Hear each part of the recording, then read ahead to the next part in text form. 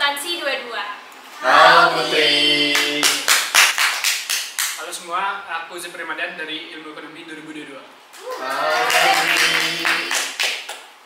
Oke deh, kalau gitu kita lanjut ke apa itu sih Keilmuan Talks itu program kerja Departemen Keilmuan yang menghasilkan output berupa podcast dan video dengan pokok bahasan seputar pengetahuan bisnis, akademik, serta kegiatan kemahasiswaan di FEB UGM.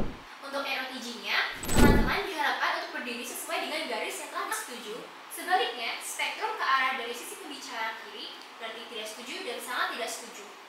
Teman-teman juga diperbolehkan untuk berpindah tempat pas diskusi berlangsung, kalau misalkan terpengaruh oleh argumen teman yang lain. Setelah suatu sesi selesai, teman-teman juga dimohon untuk kembali ke garis tengah spektrum mereka. Jurusanku adalah jurusan yang persennya paling besar untuk sukses. 3, 2, 1, go!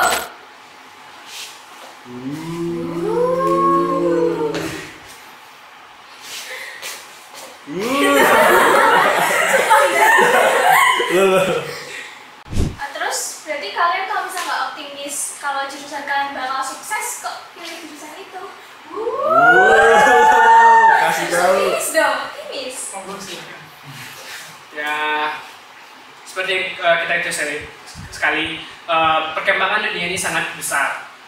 Makanya kita perlu untuk meningkatkan kualitas diri kita maupun dari hal yang lain maupun dari pengalaman maupun cari ilmu-ilmu lain. Makanya jurusan sendiri bukanlah sebagai patokan untuk kriteria kita sukses, namun sebagai batu loncatan untuk kita sukses. Berarti nanti ada kemungkinan kalau kerja itu di luar dari bidang kamu sekarang, Mungkin kita sendiri bisa mengharapkan jurusan kita sendiri itu untuk kita kolaborasikan dengan pekerjaan kita, dimana kita tuh pekerjaan kita bisa seperti cari sampingan di hal lain maupun dengan lebih mengembangkan hal-hal yang ada. Oke, mungkin aku mau menanggapi poinnya Putri ya. Apakah dengan saya memilih setuju bukannya sangat setuju itu saya tidak yakin? Tentu saja bukan. Tapi kita juga harus berkaca juga bahwa pasti ada hal-hal yang kurang dari prodi kita sendiri. Pasti ada hal-hal yang perlu kita khawatirkan.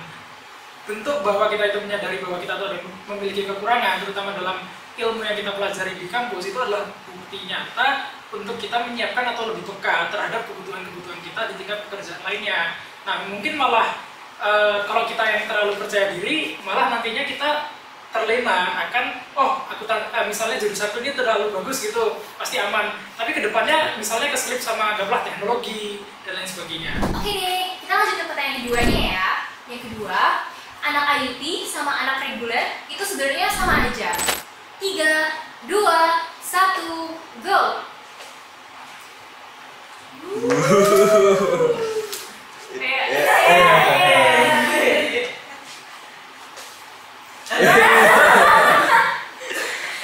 Oke, kalau dari sisi setuju sendiri, karena kalau dari anak IUP sama anak reguler itu kan mereka sama aja, mereka dapat dosennya sama, bukunya tuh juga sama, sama-sama bahasa Inggris, materinya juga sama, jadi otomatis mereka itu dapetin ilmu yang sama. Cuman mungkin ada beberapa dosen, ini ada sedikit cerita juga kalau dia itu tuh, dosen ini itu mengkritik kami sebagai anak reguler kalau tidak seinisiatif dan juga tidak separtisipatif anak-anak IUP. Tentang misalnya IUP ini fasilitasnya lebih baik, sebenarnya enggak ya guys. Dalam artian kita kelas sama, malah kadang-kadang itu kita lebih tersulitkan di kelasnya, mungkin yang kalau aja gitu. Nah, terus mungkin kalau dari kenapa sih, ini disclaimer juga, aku bilang IUP itu beda bukan karena kita tuh anggaplah ya elitis atau gimana, tuh bukan. Dalam artian ya kita belajarnya beda, ya kita tuh sama-sama kayak tadi Putri udah bilang, kita sama-sama belajar bukunya sama, cuman pakai bahasa Inggris, tapi dalam prakteknya, dalam kita itu belajarnya, terus ya lomba-lomba yang bisa kita akses dari kita tiap hari bahasa Inggris itu yang beda. Jadi di sini tuh aku membedakan IUP dengan reguler itu sama halnya kayak ya bedanya IE, bedanya akuntansi dan lain sebagainya. Tapi kalau kita ngomongin tentang pergaulan, tentu saja kita sebagai anak FEB, anak UGM, kita sama-sama bergaul antara IUP dan reguler. Oke, let's jump in ke pertanyaan ketiga. Anak FEB itu gampang semuaan, bener gak sih? 3, 2, 1, go!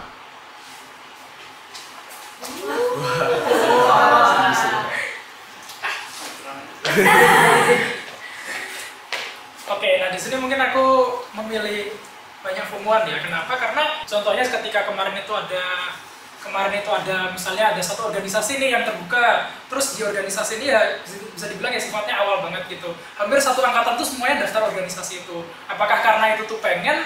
Belum tentu. Tapi apakah karena temennya itu juga daftar? Likelihoodnya besar di sana. Jadi kalau kita membicarakan tentang formuan, jangan sampai ketinggalan dan lain sebagainya di FEB itu terjadi.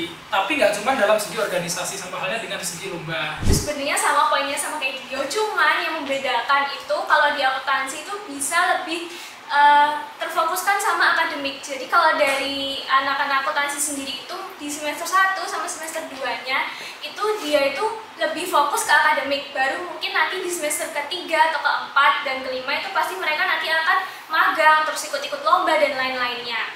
Jadi kalau buat sekarang ini FOMO-nya anak akuntansi itu mungkin buat organisasi paling 1 atau 2 organisasi doang. Cuman nggak semuanya, jadi ya kita masih ambis-ambis. Kalau dari sisi jurusan aku sendiri mungkin memang banyak 70% lebih itu banyak yang FOMO organisasi pada awal-awal ini. Mungkin banyak kita lihat kayak di ilmu ekonomi banyak yang megang 2 atau lebih organisasi gitu. Dikarenakan semester awal ini mereka masih semester pengenalan, dimana masih banyak kebebasan untuk mereka tuh ngambil organisasi sebanyak-banyaknya atau mencari pengalaman sebanyak-banyaknya. Namun pada semester-semester ke atasnya mereka mungkin akan lebih sibuk ke dunia akademis karena tingkat level mata pelajarannya pun akan lebih meningkat pula dibandingkan jurusan-jurusan lain seperti akuntansi maupun manajemen. Mungkin tingkat kesusahan di ilmu ekonomi itu lebih susah dibandingkan kedua jurusan tersebut. Pertanyaan keempat, IPK bukan segalanya. 3, 2, 1, go!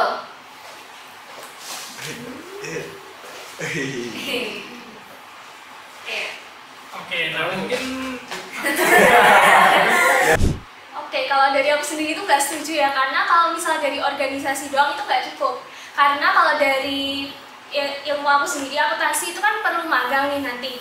Nah, magang ini kita perlu apa? Perlu skill, perlu pengetahuan, gimana caranya kita ngejurnal, gimana caranya kita tahu sisi detailnya perpajakan dan lainnya. Jadi kalau misalnya cuma ngandelin soal soft skill dan lainnya itu tuh nggak bisa kita itu mumpuni di dunia pekerjaan. Dan juga buat kalau misalnya kita mau di Big Four atau yang lainnya itu tuh juga perlu minimal IPK 3,5. Jadi kalau misalnya dibilang IPK itu nggak penting, kayaknya enggak.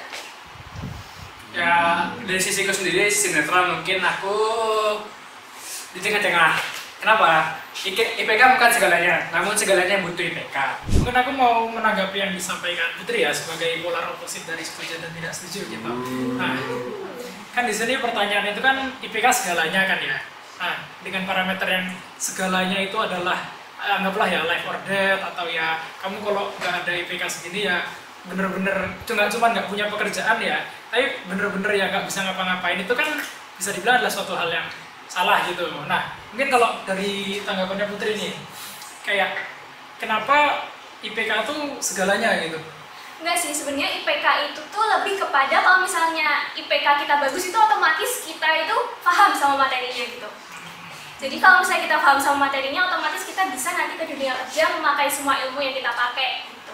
Kita lanjut ke pertanyaan yang kelima, yaitu organisasi atau kepanitiaan itu lebih penting dibandingkan kuliah. 3, 2, 1, go!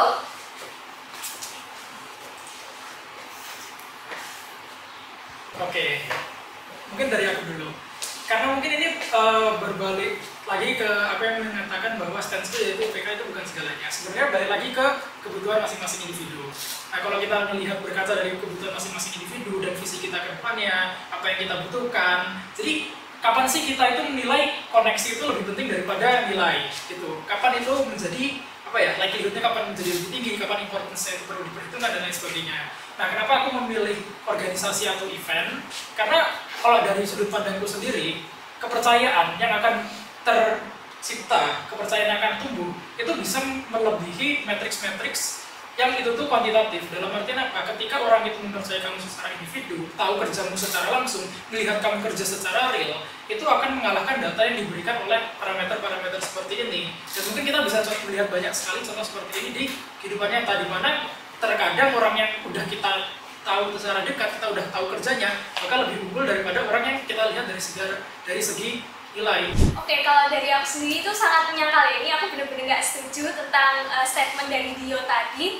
Karena kalau misal buat persiapan kita di dunia kerja itu lebih kepada magang, bukan soal organisasi atau kepanitiaan. Dan juga kalau misalnya kita itu nggak paham tentang akademik, nggak paham tentang akuntansi secara basic dan juga ilmu-ilmu rumpun lainnya, itu kita nggak bakalan bisa untuk terjun langsung ke dunia pekerjaan. Karena secara langsung itu di dunia pekerjaan kan pasti tentu butuh ilmu, skillnya, gimana cara kita ngejurnal misalnya, atau gimana caranya ngitung perpajakan dan lain-lainnya. Jadi kalau dari aku sendiri dan mungkin mahasiswa akuntansi di sini relate kalau ilmu itu lebih penting, pendidikan itu lebih penting daripada organisasi. Ya, pada aku sendiri lebih netral.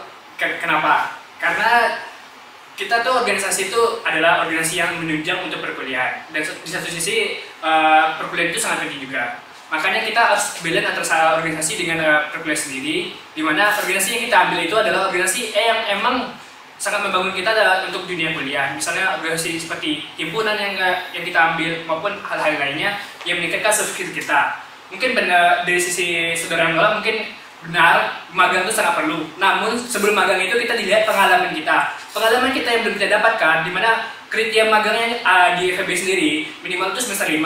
Untuk persiapan untuk magang sendiri, kualifikasi sendiri dilihat dari pengalaman dan CV kita. Makanya menurut saya tuh organisasi itu diperlukan juga, di mana itu pengalaman kita untuk diaplikasikan ke magang sendiri. Oke, kita mungkin bisa membawa perdebatannya ke tapi kan IPK itu akan menciptakan suatu parameter yang menjadi pengukur orang ini tuh kompeten, orang ini bisa datang tepat waktu dan lain sebagainya. Bukannya kepercayaan yang kita dapatkan ketika berorganisasi juga membuktikan hal yang sama. Namun ketika kita berorganisasi, tapi lebih tepatnya berorganisasi di sini yang saya tekankan adalah kita akan memiliki kemampuan untuk soft skill, kemampuan untuk berdiskusi, kemampuan untuk berbicara. Gimana sih cara membaca ruang, gimana sih cara biar orang ini itu mengikuti apa yang aku inginkan dan lain sebagainya. Mungkin itu dari aku. Tapi dengan berkata itu juga dan disampaikan oleh Zefri, aku condong menengah.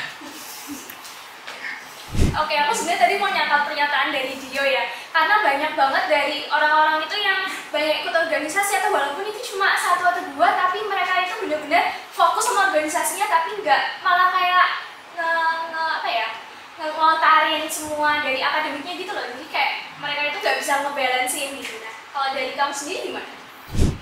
Oke, dari aku sendiri sebenarnya cukup menarik. Kenapa aku memilih tengah pada akhirnya? Karena ya tidak perlu ini ya. Pada akhirnya kan akademik itu juga penting. Kayak tadi kalau nggak salah Zefri atau Putri udah sampaikan bahwa ada minimum IPK.